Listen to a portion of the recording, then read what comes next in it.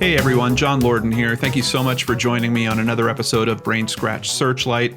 This is another update episode. Now that I've covered so many cases, I'm starting to notice a trend year over year, and that is that around spring, we are sometimes getting updates on cases because they're able to search water channels much more easily. And of course, we did have that effect last week's update, or last week's regular Brainscratch Searchlight.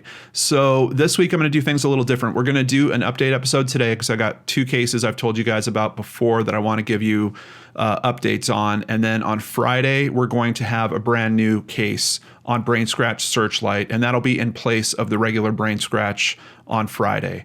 And that's not a permanent change. I'm just trying to make sure that I'm able to keep up with these updates, get them to you in a timely manner, because some of these updates have lingering questions where they might need your help. There are still tips that can come in on some of these cases, so I'm trying to keep up on it.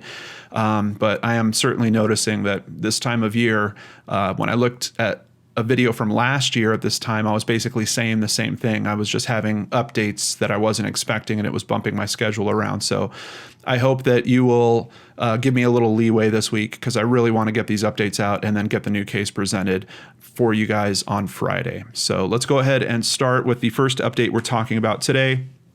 This is the case of missing person Trinity Poil, missing in Ontario, Canada, and just a heartbreaking story. Of course, I'll have the links in the description box below so you can go back and check that out. We do have an update on this case today. So let's start with the Edmonton Sun. It's a tragic end to a months-old mystery. Upper Ottawa Valley OPP confirmed Tuesday morning that the human remains discovered in the Ottawa River south of Pembroke Thursday are those of 16-year-old Trinity Poil. And this is an article from, it was published May 14th, so that'll give you some idea of what day they're talking about when they say last Thursday. The OPP said that the remains appeared to have been submerged for some time. Captain Karen Mazurek, a military spokeswoman, would not comment on whether foul play is suspected. The investigation is open, she said, adding that military police, in concert with the coroner and OPP, are exploring all leads. And of course, if you saw the original episode, you know that this is a young woman that was living with her mother and stepfather. He is in the military. They were living very close to a base. Now, she went missing in the middle of the night or early morning hours during one of the worst storms that they've had in the area. So I'm personally still wondering if there was some mechanism to coax her out of her home at that time. Did she meet someone online? Were they grooming her? Were they telling her, hey, come meet up with me and I'll take you somewhere, something along those lines? I don't know enough about where the remains were located in relation to where she was living. I know where she was living, but I don't know where the remains were located. We just have this kind of vague description about the water source. So I'm not sure if we're still looking in the ballpark of some type of foul play scenario because maybe her body was found a considerable distance away from home, or if we're looking at some potential that for some reason Trinity didn't want to continue living and went to, a close area to end her life, which I would hate to consider. But unfortunately, I just don't have the details, so it's still on the table. I'm thankful that they have found Trinity's body. And when we're talking about timing, one of the hard things is occasionally they will find a body in a water source and it'll be a long time after. Now we're talking about a matter of, this article says it was a month, but if I remember right, yeah, it was February 12th. So we're talking about a few months that Trinity had been missing. But hopefully with the conditions being colder, I'm hoping that there was a decent preservation of Trinity and whatever other evidence might be with Trinity to answer that very big, important question that I'm sure is looming over her family's head at this point, which is, was someone else involved here? And is there actually a criminal act here? Now, interestingly, before Trinity was discovered, there was another article that came out at the Ottawa Citizen, Trinity Poil's laptop sent to BC lab for clues on disappearance. And this was just a few weeks before the body was discovered, April 26th, 2019. On Thursday, a Facebook group dedicated to finding her posted an update. Today is a momentous day. Trinity's laptop is currently on its long journey to BC. Today, thanks to all the wonderful people who donated to the GoFundMe, we were able to send out Trinity's laptop for a second look with a private company, the post said. We pray it will bring us something to understand why she left and lead us to where she is. The support of the community and the nation has been absolutely amazing and has helped keep our hope and spirits up through this absolute nightmare. I don't know if I could really say thankfully, but at least one of the questions they were looking to answer has been answered. We know where Trinity is, but I do hope that this analysis still continues, and I do hope that maybe the people that are doing this analysis will find some compelling information that can answer that first question. Was there something that prompted her? Is there someone else that's involved with her leaving the home at that time? I don't know. So I just wanted to let you guys know about that. Laptop is being reviewed. The GoFundMe money helps. Here's a great example where they had a particular avenue of investigation they wanted to take. I think it's it's a really smart move. Even at this point, in terms of knowing that Trinity has been located, I still think this is a great investigative move. So that's why we work so hard to donate to these GoFundMes. And once again, thank you to everyone that supports me so I'm able to do that and try to help families with things exactly like this. But of course, my heart is broken. I was hoping that this would be a case where we learned that Trinity was okay, maybe wanted to get away from home for some reason, was going on a little bit of a personal discovery or some type of personal journey, and would find her way home again.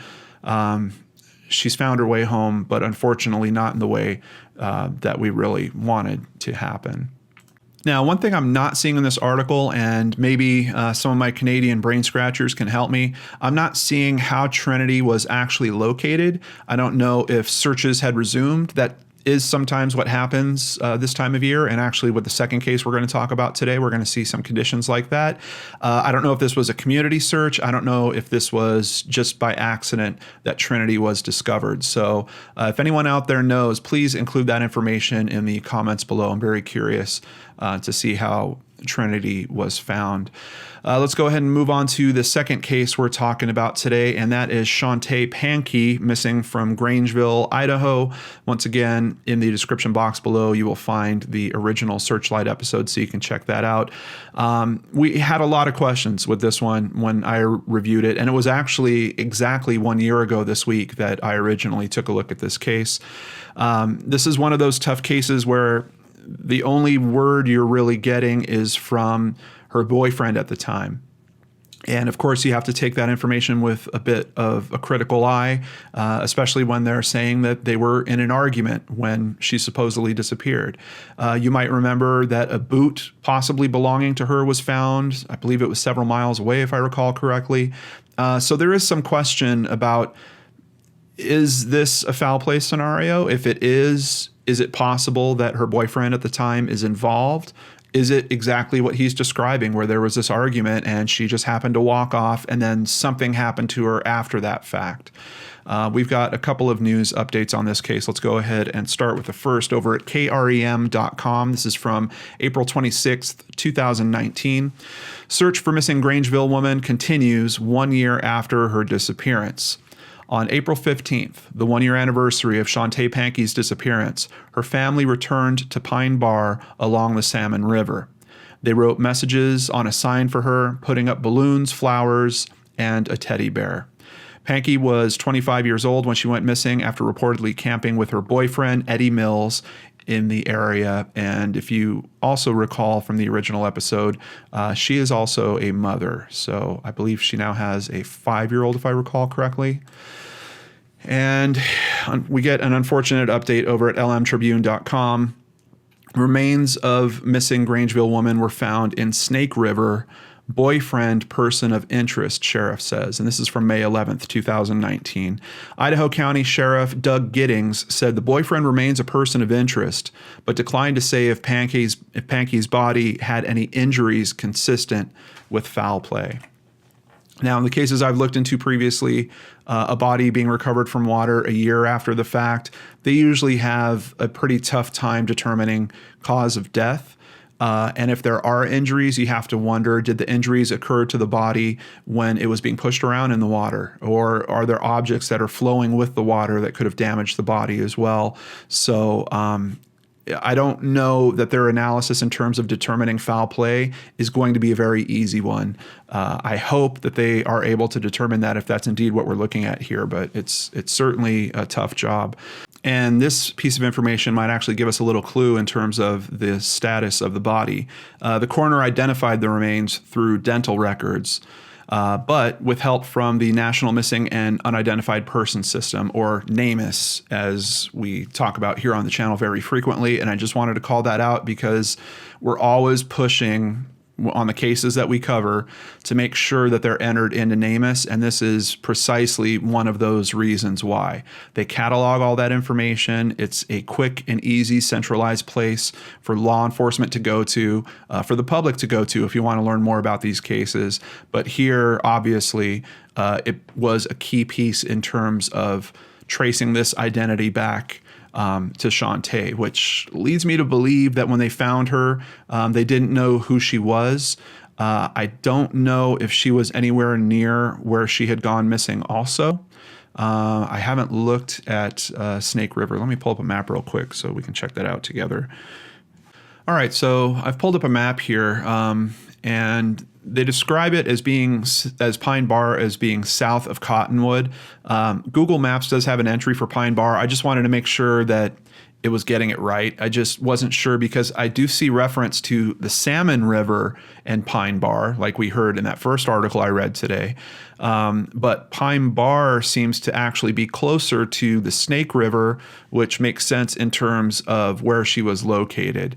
One other interesting thing about this is it looks like the Snake River is actually the border for Oregon and Idaho.